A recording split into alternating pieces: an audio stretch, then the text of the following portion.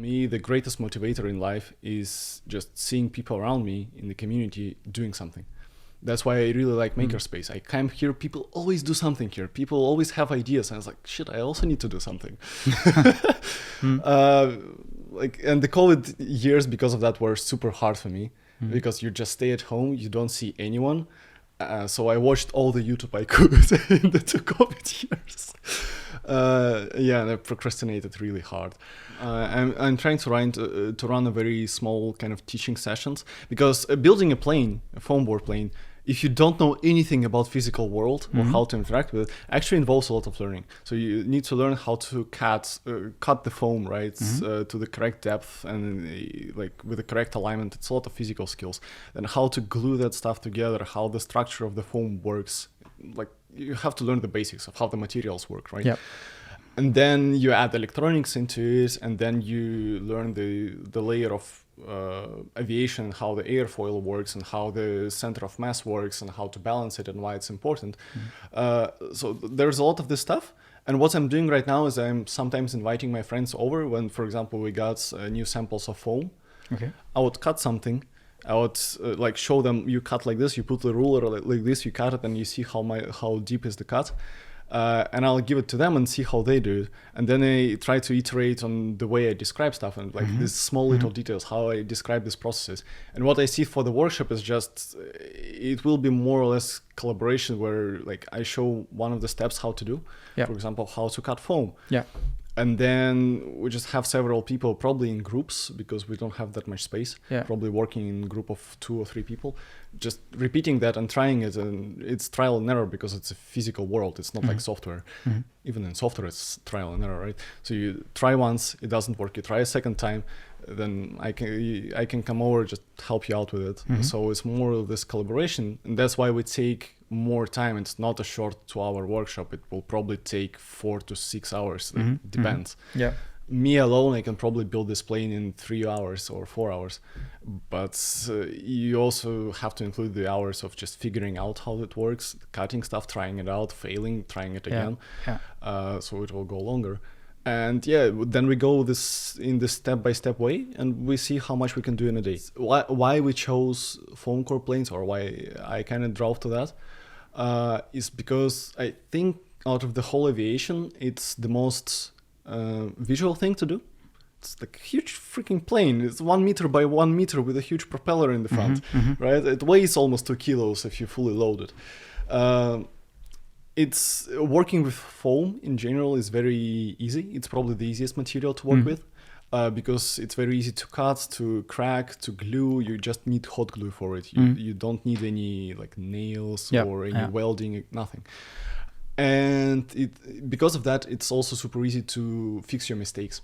Or if you crash these planes, for example, testing them out, it's very easy to patch it. Who knows, maybe some of them will do actual good products out of that. Because it's right now, there are very few labs that are doing research in this field in the whole world. Probably around 10 of them in different universities. So it's a very undeveloped field compared to electric cars, for example. Yeah.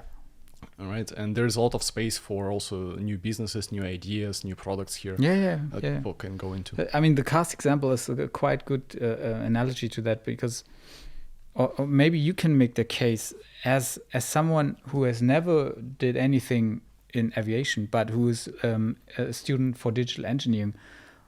Why should I consider joining this workshop? What could be interesting there for me? Yeah.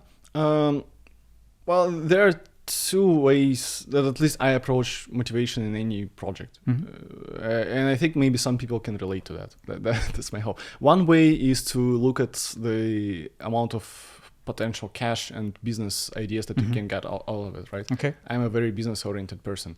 So for me, I don't go into a venture usually if I don't see any financial outcome out of it. It's I don't like non-profits.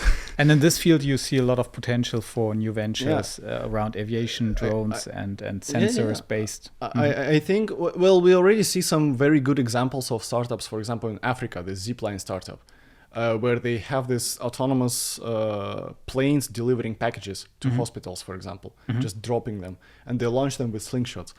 Super cool startup. 5 years ago, people said it would never work. Now they're the monopoly in Africa who does these deliveries, and they're growing incredibly quickly. They plan to scale. Actually, last year they wanted to scale to the American markets as well. I lost track of the news. I don't know if they did it successfully or not. But they are the only one in the whole world who does it. Maybe now they have a competitor finally after 5 years.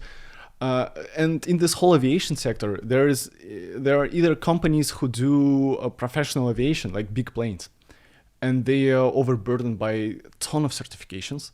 And that's why even if they have something creative, it takes 10, 15 years to get to the production line.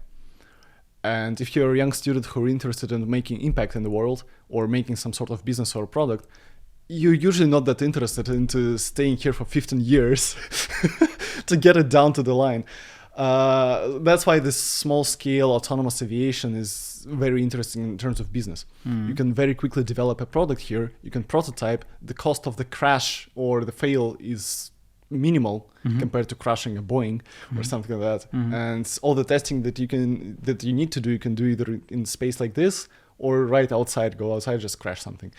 And that's why it's so interesting. So you can iterate very quickly.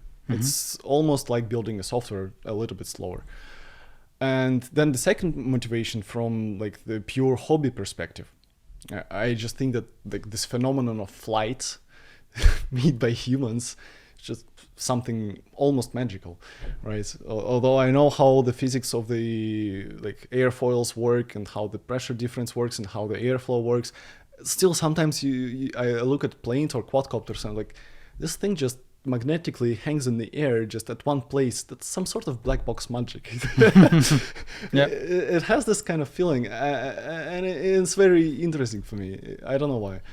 Yeah, so see you all around, hopefully on campus. I'm spending a lot of time here on Makerspace, so come by, share your opinions, and maybe give some input on where you would want to put this direction into, or like where you want to move us.